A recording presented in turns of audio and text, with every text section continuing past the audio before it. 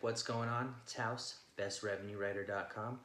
Got a little bit of a outside of the box one for you today. Imagine if sales was a competitive sports league. Say that it was like the NBA, the MLB, NFL. If you think about it, there's all this advice out there about how to increase your sales, how to have better marketing tactics, and it's out there to help you improve your performance, right? What I rarely see being talked about though is the lifestyle and selling all the way in, just like a professional athlete does. At a doctor's salary, you look at a lawyer's salary. At the high end, there are salespeople out there.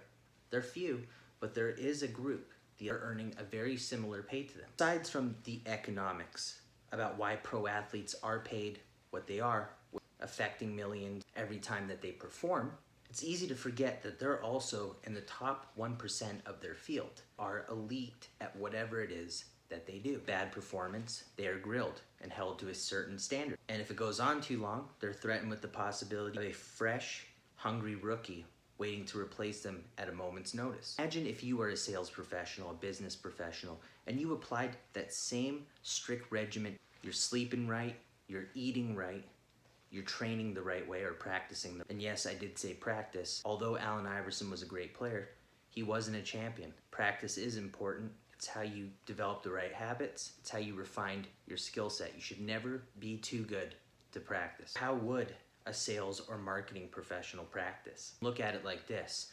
The way that a basketball player practices his free throws, three-pointers, to break it down into those fragments. Let's take cold calling, for instance. Well, that would imply tonality, rhythm, cadence, inflection, delivery.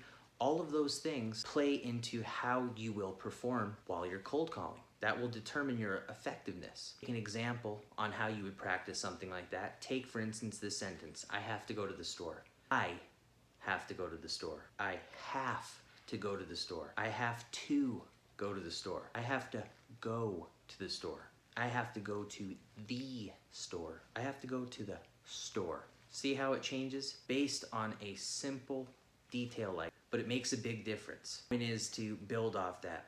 Be creative, find other patterns that are similar. A musician, in the way that they write songs and put them together, there's a certain amount of rules, but once they understand those rules, like Picasso said, that's when you can break them. So if you're talking about your script writing to make that more effective, it comes down to your writing skills. There's ways to improve that. Going even on the extreme end, if you have a lot of presentations that you have to do, how would taking acting classes not help you? Doing stand-up comedy, perhaps even purposely having bad material, not help you shake off any sort of performance anxiety? You would have dealt with the worst. What about studying the old school tactics, like things from the early 1900s, what many would see as outdated tactics, and applying them to your arsenal? Seeing if there's any techniques that may have been forgotten, that they're so old that they're new. For example, I've watched quite a few 1950s films. One of them was the technicality on speaking, and they had some old school rules that really work today. Rhythm, cadence, timing that is most aesthetically pleasing. Mike Tyson has been notoriously known to go back and watch hundreds of hours of Jack Dempsey's films. Way before his time, even filmed during the black and white time period. Wasn't even colored TV back then. The point is, Mike was one of the greatest of his craft and knew the importance of the fundamentals and the lessons that you learned from the greats before you. Now you might say, is that overthinking it? Is that oversimplifying it? No, just comes down to basic time management, how dedicated you are. Much like a professional athlete would not miss the big game to be practicing their free throws.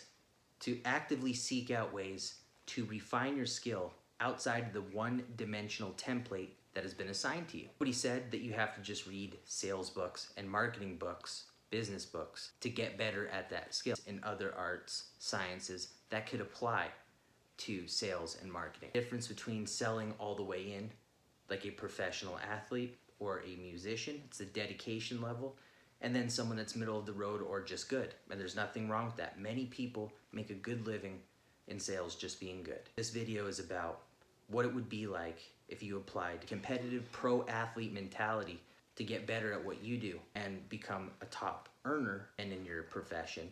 Give you that competitive edge. If you're looking to go from a top 5%er to a top 1%er, you have to be more disciplined, dedicated, and willing to think outside the box